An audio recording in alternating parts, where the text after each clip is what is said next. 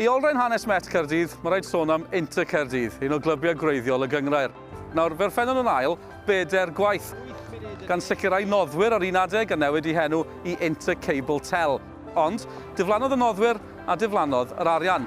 Felly, dyma fynd ati I uno gyda athrofa Prifysgol Cymru Caerdydd a chreu clwb newydd, UWIC, Inter Caerdydd. Ar ôl dros degawd allan o'r gyngrair ac ar ôl newid enw eto, mae yna glwb o'r brifddinas yn ôl yn uwch gyngrair Cymru. Mae nhw dal yno, Phil Potter ar draws, ond mae Met Caerdydd wedi sgorio! Ni yma yn trial dadansoddi beth sy'n neud chi yn wahanol I glybiau eraill. Falle dyn ni ofyn I chi'n ystyried eich hunan yn wahanol. Mor syml hynny. Yndan, mae gennym ni strwythur chydig bach yn wahanol achos os gennym ni ddim arian. Os gennym ni ddim fath o budget I roi, ond ydyn ni'n neud o dwi'n credu am y resymau iawn. We don't go outside and bring players in. We only select students, which is important to the identity of ourselves and the university itself. Mae Christian, mae Robin Bowdro dweud addysg yn dod gyntaf, wedyn pêl-droed a chwaraeon sy'n dod yn ail. Fel mae dweud, student athletes yn Saesneg.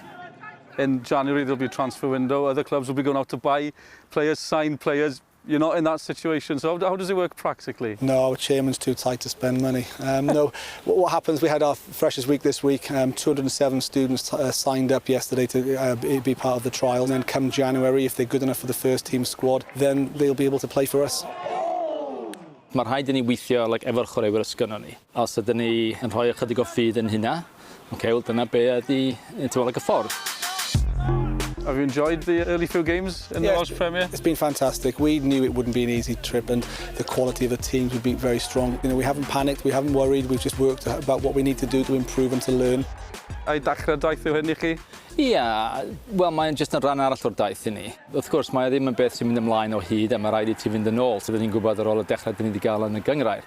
Ond mae rhaid I ti ddysgu o hyd a rhoi rhywbeth o ganolbwyntiad ar, mae rhaid I ni wella.